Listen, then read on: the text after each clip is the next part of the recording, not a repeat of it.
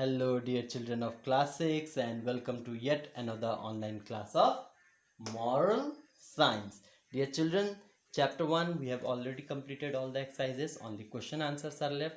Like I told you earlier, I'll be providing you with a PDF for chapter 1 question answers. You can note them down in your moral science notebook. I also hope that you have already completed all the other work that I had given you during the previous video. Okay, now today, dear children, we'll be starting second lesson, flowers of truth. Flowers of truth. In this particular chapter, we are going to learn about something very important and a very rare quality in today's human beings: honesty. Honesty. Honesty. Honesty. Okay, now it is not called honesty. First of all, H is silent. It is known as honesty. Now, dear children, honesty, like I told you before, is a very rare quality. It is found in very few people, especially nowadays. See, honesty refers to being truthful in all the situations, whether the situation is beneficial for you or situation is harmful for you. We should never deviate from the truth. That is known as honesty. That is known as honesty. And it is very important to be honest nowadays, because honesty is the only thing that can bring trust.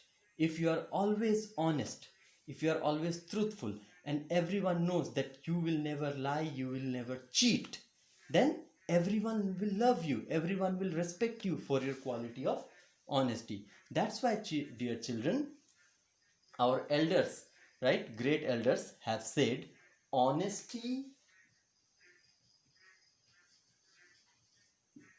is the best policy. Honesty is the best policy. Remember, honesty is the best policy. This saying was given to us by our great elders, right? Great people of the past, and they were very correct. Remember, honesty is one policy we should try to follow in all our walks of life. It will always make us happy, it will always make us feel good.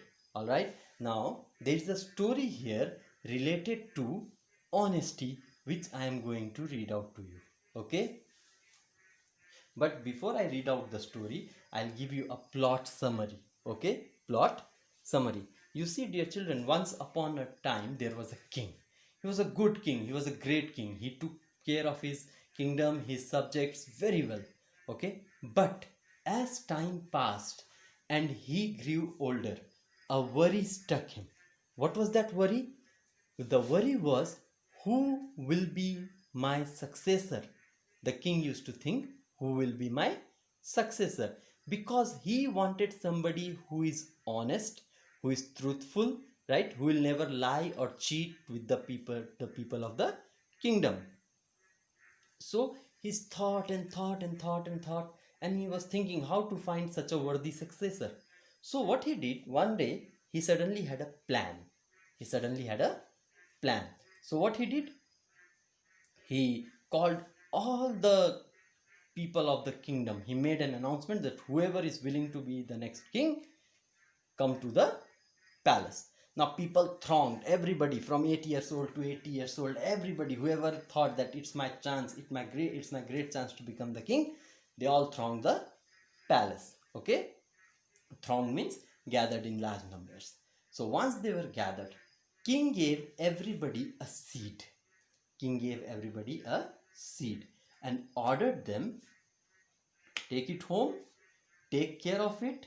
After 1 year, I will check all your plans, and then I will decide who will be the next successor. So everybody took the seeds home. Among all these people, there was a young girl also. She too took the seed home.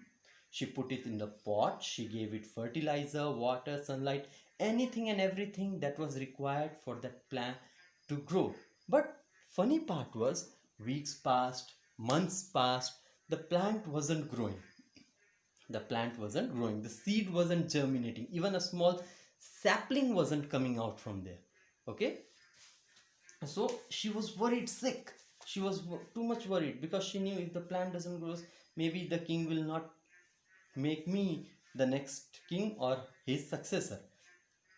She was worried, and she was always tempted to do what? A dishonest thing. She had this idea in her head that I will go to the market, I'll buy a potted plant, I will simply bring it and show it to the king. But somewhere in her heart, she knew very well that this would be dishonest. This would be dishonest. To cheat the king, to cheat the people of the kingdom will not be good. So she decided that let my pot remain like this, let my pot not have any sapling or seedling, I will take it as it is. So after 1 year passed, everybody who had taken the seed, they came to the palace along with that girl. Now in all the people, only that girl's pot did not have plant. Everybody had a plant, flowering plant, fruit plant, right? Well grown, well taken care of, beautiful looking plants. So everyone had brought a different one, and everyone was laughing at the girl whose pot did not have any plant. And she was sad, she wanted to go. The king was there, the king was looking at it. Suddenly king noticed her pot, and he called her and said, girl, why there is no plant in your pot? She said, oh my king, I did everything I could to make the seed germinate. I gave it fertilizer, I gave it water, I provided it with sunlight, everything that was necessary for the plant to grow. But you see, dear king, the plant did not grow. I am sorry, you can choose any one of the others who have such good, beautiful looking plants. Now the king stood there for the moment, looking at the girl and admiring her honesty. And then the king announced to all the people that, dear subjects, the seeds which I gave you a year before were boiled and roasted. They were incapable of germination. All of you decided to cheat me by doing a dishonest thing of switching the seed with a germinating seed. Others had switched the seed. But this little girl here, she did not do that. She honestly brought the pot as it was. So, in all my good faith, I am making this girl to be my worthy successor. And this way, due to the policy of honesty, that little girl became the next ruler of the land. So this, children, was the plot summary of the story. Now let's read it thoroughly from the book. So let's see. Flowers of Truth. Long ago, there lived a great and powerful king. He loved his people and ruled wisely. The people admired and respected him. The king had no children, and as he grew older, he wanted to choose his heir. H-E-I-R, heir. Okay? The person who sits on the throne should be honest and true, thought the king. This was what the king thought, that whoever takes the throne after me, whoever becomes my successor, must be honest and true. One day, as he walked in his beautiful garden, he thought of a perfect plan to find proper heir. Soon, the king's messengers were spreading the news throughout the kingdom. What sort of news? Everyone was invited to the palace because the king had decided on a plan to choose the next ruler. Thousands of people, old and young, rich and poor, crowded into the palace grounds. Everybody who thought that maybe I have the chance, anyone who thought that maybe I will become the next ruler, gathered in the palace. A simple young girl called Serena was standing and gazing in wonder at the grand palace and the king. Now, among the crowd, there was this young girl, simple girl called Serena. She was just standing there. She was looking at the palace. She was looking at the crowd and the garden. She was just amused by herself. The king spoke. You are all my loyal subjects. One among you will rule this kingdom after my death. He turned and called to one of the courtiers. who brought a bag to the king. The king said, "Take these seeds home with you and sow them in a pot. Next year, on this very day, bring your pots to the palace and show me what you have grown. Then I shall announce the name of the heir." Serena took the seeds she was given and went home. She sowed them in the best pot she could find. She made sure the soil was rich, rich meaning fertile. She watered the plants every day. 6 weeks later, there was not a single plant to be seen. Normally, if you take good care of a seed, within 6 weeks, the seed germinates, a small plant comes out. But here in this case, there was nothing. She changed the pot and the soil and continued to hope, but the seeds did not sprout at all. "Maybe I can buy new seeds and sow them," she thought. She felt tempted to do this whenever she looked at her empty pot, but she did not because she knew it would be dishonest. So she often thought that let me buy a new pot, new seed, sow it, grow the plant, and then take it to the king. But she never did it because she knew very well that if she does that, it would be dishonest. It would be against the policy of honesty. At the end of the year, on the day fixed by the king, Serena sadly took her empty flower pot to the palace. She was surprised when she saw all the other people had brought potted plants with beautiful flowers of every shade and size. So, like I told you before, on the fixed day, the Serena, she decided to take her empty pot to the palace. Now, when she reached there, she saw that everyone has brought potted plants. Okay, potted plants, beautiful flower plants with great shades, great sizes, right? Very beautiful to look at. Everyone laughed at Serena and her flowerless pot. She felt very sad as she turned to go home. At that moment, she heard the king's voice. "Stop, little girl. What is your name?" Serena told him her name, wondering whether she was in some kind of trouble. Now, when King saw that this little girl with flowerless pot was about to go, King stopped her. King said, "Hey, little girl, stop. Come here." Serena came. The king asked, "What is your name?" Now, Serena was very much afraid. She told her name, but she was afraid because she was thinking maybe I am in some kind of trouble. Maybe I'll be punished for not growing the plant in a proper way. The king smiled at her. Now, contrary to her belief, just opposite to her belief, the king actually smiled at her. And what king said? He said to the others, "You see, this was a test." What it was? It was a test.